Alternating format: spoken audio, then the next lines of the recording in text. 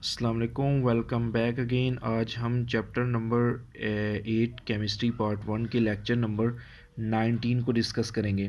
इसके अंदर भी बेटा हम शॉर्ट क्वेश्चंस और एंटी टेस्ट एमसीक्यूज़ को डिस्कस करेंगे और न्यूमेरिकली एक चीज़ को देखेंगे जो काफ़ी हद तक इम्पोर्टेंट है एमडी कैट टेस्ट के लिए। देखो बेटा, वो कहता है आयोनाइजेशन कांस्टेंट ऑफ एसिड्स, जिसको के ए के साथ लिखते हैं बेटा। देखो जैसे कि आयोनाइजेशन कांस्टेंट फॉर आपके पास वाटर था, उसको के डब्ल्यू के साथ लिखा था। अगर आयोनाइजेशन कांस्टेंट हमारे पास होता है किसी केमिकल रिएक्शन के लिए, उसको के सी के साथ लिखते हैं। तो इसलिए आज हम एसिड का कांस्टेंट निकालेंगे। ये भी पेपर में शॉर्ट क्वेश्चन आता है बेटा। इसकी डेफिनेशन है the quantitative measure of the strength of N acid is called ionisation constant. बेटा क्वांटिटेटिव का मतलब क्या है? इसका मतलब ये है कि मिसाल के तौर पे देखो, ये हमारे पास एक बीकर है बेटा। अब इस बीकर के अंदर ना बेटा, समझिएगा, पानी है बेटा। अब इस बीकर के अंदर कोई चीज़ मैंने डाल दी है, मिसाल के तौर पे बेटा ऊपर से मैंने HCl डाल दिया है, ठीक है। अब मैं HCl में इसमें से देखता हूँ कि जो H की कंसंट्रेशन कितनी है, ठीक हो गया। H की कंसंट्रेशन में जितनी निकालूंगा ना, वो उसका Ka कहलाएगा या उसका स्ट्रेंथ कहलाएगी कि उसके अंदर इतनी एसिडिक स्ट्रेंथ पाई जाती है। क्लियर? अब वो कहता है कि एक फर्जी केमिकल रिएक्शन, मैंने यहाँ पे लिखा HA, मतलब कोई एसिड है बेटा, ठीक हो गया। तो A मतलब यहाँ पे ये देखो Cl साथ में लिखा हुआ है, तो ये कोई एसिड है, पानी में डालते हैं तो इस तरह से होगा। तो ये H निकल के पानी में जाएगा, H3O पॉजिटिव बन जाएगा और A साथ में नेगेटिव।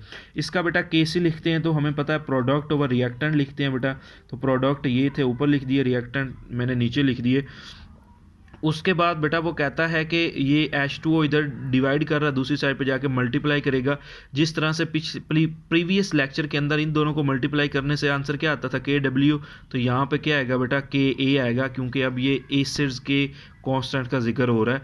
तो इसलिए Ka is equal to H3O positive, मतलब आपके पास प्रोडक्ट ओवर जो आपके पास क्या रिएक्टेंट ओवर जो हमारे पास क्या चीज़ है, रिएक्टेंट में एसिड की कंसंट्रेशन को नीचे लिखा है। तो देखो HA एसिड था।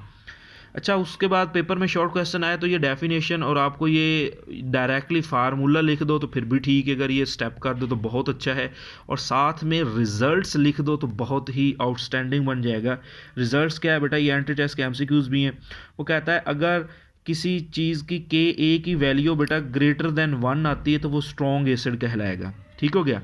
अगर किसी चीज़ की वैल्यू बेटा Ka की वैल्यू कम आती है, किससे बेटा, 10⁻³ या इसको ऐसे लिखते हैं 0.001।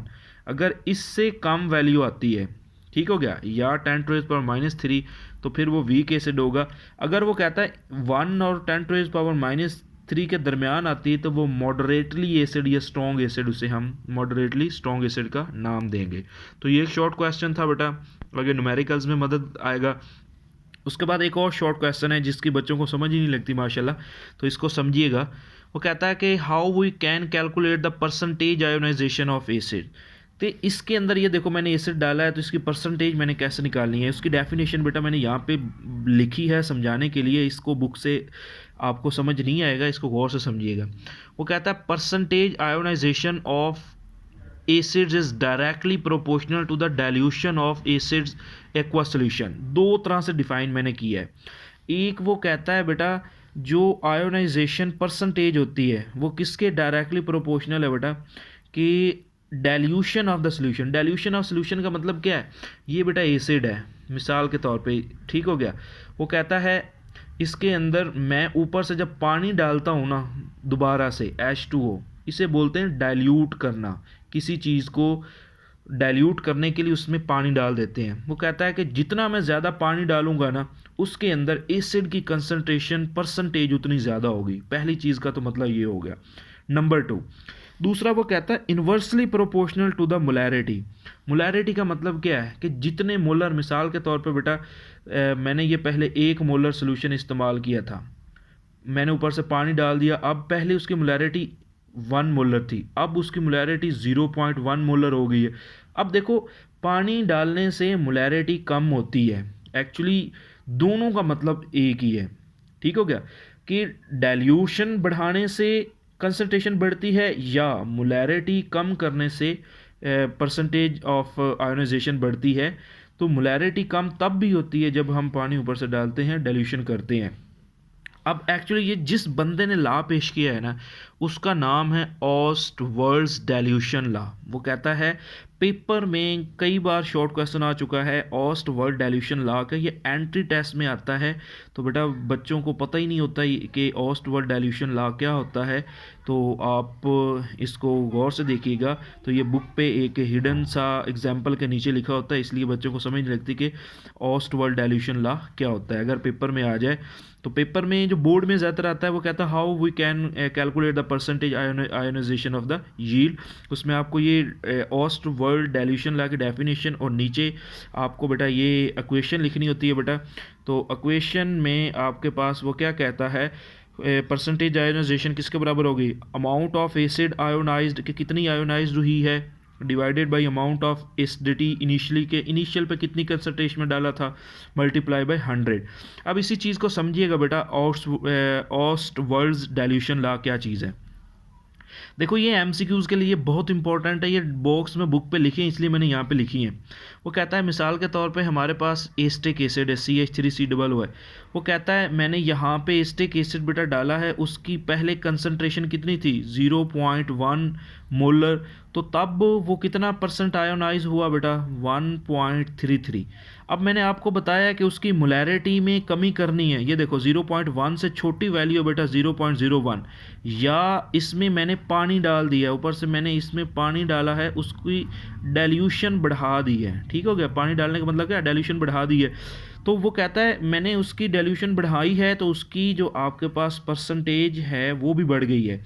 इसी तरह से फिर से मैंने उसकी मोलैरिटी कम की है या पानी डालने से डाइल्यूशन बढ़ाई है, तो उसकी परसेंटेज क्या है बेटा, फिर से बढ़ गई है। तो ये एंट्री टेस्ट में एमसीक्यूज आ जाते हैं बेटा, उठा के ऐसे ही देता है 0.1 मोलर की कितनी आपके पास बेटा आयोनाइजेशन परसेंटेज है, 0.01 की कितनी है और 0.001 की कितनी है। तो ये आप इन चीज़ों को देखिएगा।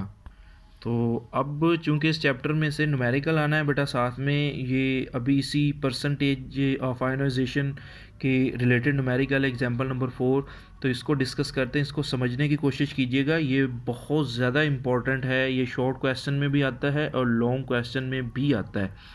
तो अब इसको समझने की कोशिश कीजिएगा। देखो बेटा गिवन डाटा में ना एक चीज़ गिवन है, वो कहता है कि एस्टिक एसिड का फार्मूला गिवन होगा, इक्वेशन नहीं गिवन होगी, इक्वेशन आपको खुद बनानी है।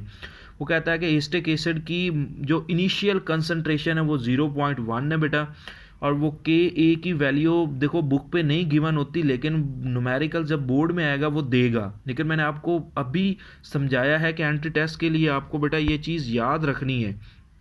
क्या याद रखना है कि जब कंसंट्रेशन 0.1 मोलर एस्टिक एसिड होती है तो उसकी वैल्यू ये होती है 1.85 10⁻⁻⁵।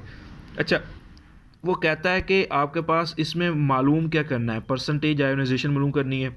सोल्यूशन में क्या है बेटा, देखो जब टाइम ज़ीरो होता है, ये मैंने आपको सिखा चुका हूँ बेटा कि एट द स्टार्ट चूँकि रिएक्टेंट ही होते हैं, उसकी कंसंट्रेशन ये प्रोडक्ट की ज़ीरो है, इसकी भी और इसकी भी। जब इक्विलिब्रियम पे पहुँचता है बेटा, तो प्रोडक्ट की कंसंट्रेशन x के साथ रिप्रेजेंट करते हैं। इसका मतलब इसमें कितनी कमी हुई है, 0.1 माइनस एक्स। अब यहाँ पे ये पॉइंट है जो ब्लू से मैंने लिखा है, बच्चों को समझ नहीं आता, यहीं से 99% बच्चे गलती कर जाते हैं न्यूमेरिकल के अंदर। वो कहता है कि CH3COOH is a weak acid, therefore चूँकि बेटा ये वीक एसिड है, ये बहुत कम आयोनाइज होता है, तो इसका मतलब क्या होगा, इसका मतलब बेटा वो कहता है जो इसके अंदर ये कंसंट्रेशन चेंज आई है ये ना होने के बराबर होती है। मिसाल के तौर पर बेटा मैं आपको बताता हूँ कि 1000 मालिक्यूल्स के अंदर वो कोई 0 पॉइंट आपके पास कहता है, या 1.3 आपके पास जो मालिक्यूल्स होते हैं आयोनाइज होते हैं, इसका मतलब ना होने के बराबर होते हैं, इसलिए वो कहता है तो 0.1 माइनस एक्स होता है, इसकी डायनामिक इक्विलिब्रियम पे कंसंट्रेशन चेंज नहीं होती, वो वैसे की वैसे रहती है, 0.1 के ही बराबर रहती है जो कि उसकी इनिशियल स्टेज पे थी। ठीक हो गया। तो अब Ka मालूम करने का फार्मूला बेटा अभी हमने सीखा है इसी लेक्चर के अंदर। वो कहता है कि किसके बराबर होता है, फार्मूला बेटा ये था कि कितना एसिड आयोनाइज हुआ है बेटा। ठीक हो गया, और आपके पास किसके बराबर होता है, डिवाइडेड बाई उसकी एसिड की इनिशियल कंसंट्रेशन। उसके बाद देखो बेटा यहाँ पे मैंने के ए की वैल्यू दर्ज की है 1.85 10⁻⁵ इज इक्वल टू इसकी वैल्यू एक्स है बेटा, वो दर्ज की, एच पॉजिटिव की भी एक्स है वो दर्ज की। तो ये एक्स और एक्स मिलके एक्स स्क्वायर बन गया। ये 0.1 इधर डिवाइड कर रहा है, दूसरी साइड पे जा क्या करेगा, मल्टीप्लाई करेगा। इन दोनों को मल्टीप्लाई करने से आंसर आ गया 1.8 10⁻⁶। इधर बेटा स्क्वायर, इसका भी स्क्वायर रूट ले लिया, इसका भी स्क्वायर रूट ले लिया, ये कट के आंसर आ गया x इज इक्वल टू 1.3 10⁻⁻3। अच्छा यहाँ पर मैंने x is equal to H positive ions क्यों लिखा, थोड़ा सा समझिएगा। हम इसके अंदर क्या मालूम कर रहे हैं, इसके अंदर हम percentage of ionization of acid मालूम कर रहे हैं। तो हमने पढ़ा है बेटा एसिड तो हमेशा वही चीज़ होती है जो कंसंट्रेशन जो H पॉजिटिव को रिप्रेजेंट करता है, इसलिए मैंने यहाँ पे ये लिखा बेटा, ठीक हो गया। तो चूंकि X के साथ हमने उसको रिप्रेजेंट किया था इसलिए मैंने X की जगह पे H पॉजिटिव लिखा, और नीचे मैंने वही फार्मूला लिखा परसेंटेज आयोनाइजेशन निकालने का, अमाउंट ऑफ एसिड आयोनाइज्ड। कितनी आयोनाइज्ड हुई है बेटा, ये हुई है जो हमने निकाली है 1.3 10⁻⁻3 डिवाइडेड बाई बेटा उसकी इनिशियल या ओरिजिनल कंसंट्रेशन कितनी थी बेटा, 0.1 थी, ठीक हो गया। तो नीचे 0.1 के साथ डिवाइड किया, मल्टीप्लाई 100 के साथ किया, तो आंसर कितना आ गया बेटा 1.3%।